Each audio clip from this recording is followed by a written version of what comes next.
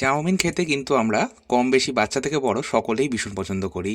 সে নিরামিষ চাউমিন হোক বা পেঁয়াজ রসুন দিয়ে আমিষ চাউমিন যেটা বলা হয়, তো সেটাই হোক, খেতে কিন্তু আমরা সকলেই পছন্দ করি। সকালের জলখাবারে অনেকে খেতে পছন্দ করি, কিংবা সন্ধেবেলা হালকা পাতলা কিছু খেতে হলে তখনও কিন্তু আমরা চাউমিন বানিয়ে নিই।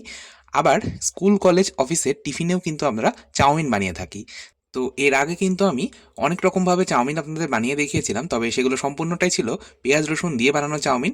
আজকে আমি সম্পূর্ণ পেঁয়াজ রসুন ছাড়া চাউমিন বানাবো। আর এই চাউমিনও কিন্তু খেতে হবে অসাধারণ। আমি যেভাবে বানাবো আপনারা যদি ঠিক সেইভাবেই বানান, তো কোনো রকম পেঁয়াজ রসুনের ব্যবহার এতে হবে না। আচ্ছা, তো প্রথমে আমরা চাউমিনটাকে সেদ্ধ করব। চাউমিনটা সেদ্ধ করতে আমরা কড়াইয়ের মধ্যে দিয়ে দিলাম পর্যাপ্ত পরিমাণ জল। জলটা একটু বেশি পরিমাণে ব্যবহার করতে হবে। আচ্ছা, জলের মধ্যে দিয়ে দিলাম নুন। আর এর মধ্যে কিন্তু আমরা তেল ব্যবহার করব না। চাউমিন সেদ্ধর সময় আমি আলাদা করে আর তেল ব্যবহার করি না। চাউমিনটা সেদ্ধ হয়ে যাওয়ার পর আমরা গরম জল থেকে তুলে নিয়ে একটু তেল মাখিয়ে রাখবো। আচ্ছা, জল গরম হতে হতেই একটা বাটির মধ্যে আমি নিয়ে নিলাম দুমুঠো সোয়াবিন। সোয়াবিনগুলো এখানে আমি গরম জলে ভিজিয়ে রাখবো। ওই যে নুন জলটা গরম হতে দিয়েছিলাম, সেই নুন জলটাই আমি 2 কাপ তুলে ওই সোয়াবিনের মধ্যে দিয়ে দিলাম। 10 মিনিট এইভাবে গরম জলে ভিজিয়ে রাখবো। সোয়াবিন কিন্তু তাতেই সেদ্ধ হয়ে যাবে।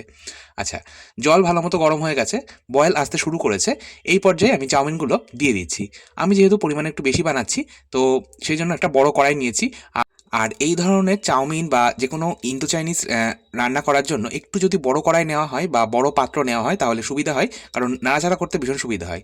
যাই হোক, চাউমিনটা সেদ্ধ করে নিতে হবে। আর চাউমিনগুলো আমি যখন জলের মধ্যে দিলাম তখন কিন্তু গোটাই দিলাম, ভেঙে নিলাম না। ভাঙলে চাউমিনগুলো কিন্তু ভেঙে যাবে, মানে দোকানের মতো লম্বা লম্বা চাউমিন হয় না।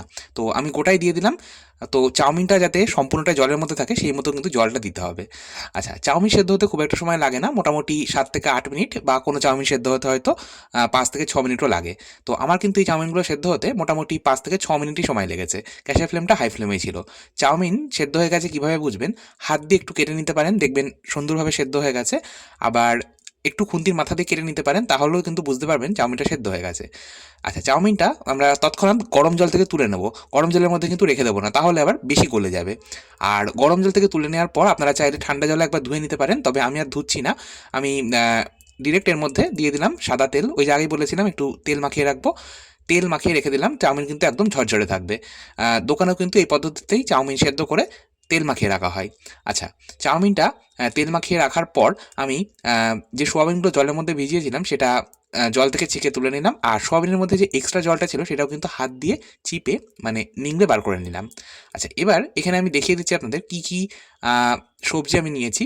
সবজির মধ্যে গাজর নিয়েছি, আলু নিয়েছি, আর ক্যাপসিকাম নিয়েছি। আপনারা চাইলে একটু বিনসও নিতে পারেন। আলু, গাজর, ক্যাপসিকাম তিনটেই কিন্তু আমি একদম জুলিয়ান কাট করে রেখেছি, মানে লম্বা করে একটু পাতলা করে কুচিয়ে রেখেছি। আর যেহেতু এটা নিরামিষ চাউমিন, তাই আমি অল্প একটু আলু ব্যবহার করছি, তবে আপনারা যদি দিতে অপছন্দ করেন সেক্ষেত্রে বাদ দিতে পারেন, অসুবিধার কিছুই নেই। আচ্ছা, আহ, এছাড়াও আর কী কী নিয়েছি সেগুলো কিন্তু আমি রান্নাটা করতে করতে বলে দেবো। আমি চলে যাচ্ছি আবার গ্যাস ওভেনের কাছে। এবার আমি কড়াইয়ের মধ্যে দিয়ে দিলাম পর্যাপ্ত পরিমাণ তেল। তেলটা কিন্তু একটু বেশি পরিমাণে দিতে হবে। এই ধরনের রান্নাতে একটু তেলটা বেশি দিলে ভালো হয়। তো তেলটা একটু হাত খুলে দিতে হবে, তেলের পরিমাণটা আমি বলছি না। তেল ভালো মতো গরম হয়ে গেলে আমি এর মধ্যে দুমুঠো কাঁচা চিনেবাদাম দিয়ে অল্প একটু নুন দিয়ে নাড়াচাড়া করে ভেজে তুলে নিলাম। এই নিরামিষ চাউমিনে একটু বাদাম, সোয়াবিন এগুলো ব্যবহার করলে বেশ ভালো লাগে খেতে, সেই জন্যই দেওয়া। এবার ওই তেলের মধ্যেই গোটা গরম মশলা ফোড়নে দিচ্ছি। গোটা গরম মশলার মধ্যে আমি তেজপাতা দিয়েছি, একটু দারচিনি দিয়েছি, একটু এলাচ, একটু লবঙ্গ দিয়েছি। এর সাথে একটু শুকনো লঙ্কা দিয়েছি, ফাটিয়ে নেওয়া শুকনো লঙ্কা। এছাড়াও অল্প একটু মৌরি ব্যবহার করেছি। মৌরি দিলে এই ধরনের চাউমিনের স্বাদ কিন্তু ভীষণ ভালো হয়। আর অল্প একটু ব্যবহার করেছি সাদা তিল। রোস্টেড সাদা তিল বর্তমানে বাজারে কিনতে পাওয়া যায়, সেটাই আমি ঘরে এনে রেখে দিই, তো সেটাই কিন্তু আমি রান্নায় ব্যবহার করছি। ফোড়নে এইভাবে একটু সাদা তিল ব্যবহার করা হলে এই ধরনের রান্নার স্বাদ কিন্তু ভীষণ ভালো হয়। ফোড়নটা একটু ভাজা ভাজা হয়ে গেলে আমি এর মধ্যে প্রথমেই দিয়ে দিলাম আলু আর গাজর। আলু আর গাজরটাকে দেওয়ার পর আমি নাড়াচাড়া করে ভেজে নেব। অল্প একটু নুন দিয়ে দিলাম, আর দিয়ে দিচ্ছি অল্প একটু গোলমরিচ গুঁড়ো। আচ্ছা, এবার আমি এটাকে কিন্তু খুব সুন্দর করে ভেজে নেব। গ্যাসের ফ্লেমটা কিন্তু আমি মিডিয়াম হাই রেখেছি। অল্প একটু হলুদ গুঁড়ো দিচ্ছি, যেহেতু এটা নিরামিষ চাউমিন, তো সেই জন্য একদম ঘরোয়া পদ্ধতিতে বানাচ্ছি। এটা কিন্তু স্ট্রিট স্টাইল চাউমিন নয়, এটা ঘরোয়া পদ্ধতিতে বানানো চাউমিন। তো সেই জন্য অল্প একটু হলুদ গুঁড়ো দিলাম, এতে রঙটা ভীষণ ভালো আসবে। আমরা যখন স্ট্রিট স্টাইল চাউমিন বানাই তখন কিন্তু আমরা বিভিন্ন রকম সস ব্যবহার করি, যার জন্য রঙটা ভীষণ ভালো আসে। আর যেহেতু এটা আমরা ঘরে বানাচ্ছি, তো এখানে তো আমরা বিভিন্ন রকম সসের ব্যবহার করব না, সেই জন্য রঙটা ভালো আসার জন্য অল্প একটু হলুদ গুঁড়ো দিচ্ছি। তবে আপনারা যদি দিতে একেবারে অপছন্দ করেন সেক্ষেত্রে বাদ দিতে পারেন। আচ্ছা, আলু আর গাজরটাকে আমি ১ থেকে ১.৫ মিনিট হাই ফ্লেমে নাড়াচাড়া করে ভেজেছি। তারপর দিয়ে দিলাম এর মধ্যে বাঁধাকপি। আ আমি এখানে মোটামুটি ১ থেকে ১.৫ মুঠো মতন হবে আমার হাতের মুঠোর বাঁধাকপি দিয়েছি। জুলিয়ান কাট করে রাখা ক্যাপসিকাম দিয়েছি। আচ্ছা, ক্যাপসিকাম আর বাঁধাকপি দেওয়ার পর এর মধ্যে আমি ১ মুঠো মটরশুঁটিও দিয়েছিলাম। আচ্ছা, এই সমস্তটাকে দিয়ে আমি আরও মিনিট ২ এক নাড়াচাড়া করে হাই ফ্লেমে ভেজে নিলাম। এরপর আমি এর মধ্যে যেটা দিলাম, অল্প একটু সবজিগুলোকে ফাঁকা করে মাঝখানটাতে দিয়ে দিলাম আদা আর কাঁচা লঙ্কা।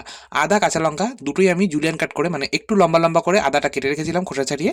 আ আর কাঁচা লঙ্কা কুচানো ছিল সেটা দিয়ে দিলাম। আদা, কাঁচা লঙ্কাটা আপনারা চাইলে ফোড়নে তেলের সাথে মানে তেলে যখন ফোড়ন দেবেন একদম শুরুতে তখনই দিতে পারেন। তবে আমি সেই সময় দিতে ভুলে গেছিলাম, তাই এই পর্যায়ে দিলাম।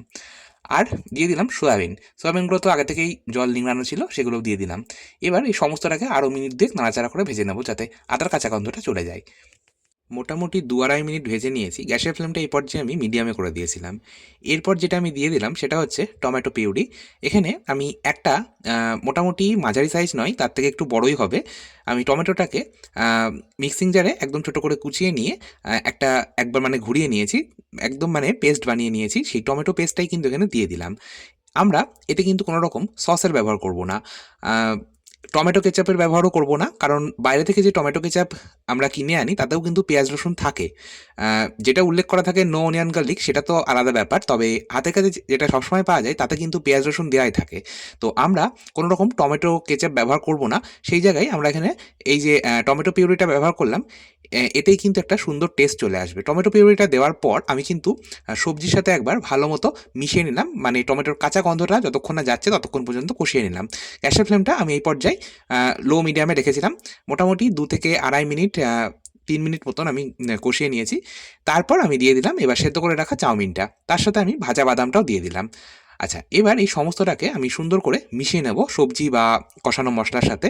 খুব সুন্দরভাবে মিশিয়ে নিলেই কিন্তু আমাদের চাউমিন একদম তৈরি হয়ে যাবে। তবে সবশেষে গ্যাস অফ করে দিয়ে আমি গ্যাসের ফ্লেমটা একদম বন্ধ করে দিয়েছি। তারপর দিয়ে দিয়েছি পাতিলেবুর রস আর বিট নুন।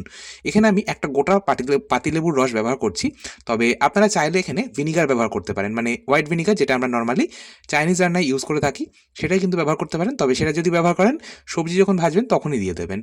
আচ্ছা, পাতিলেবুর রস দেওয়ার পর ওই যে বললাম একটু বিট নুন ব্যবহার করব।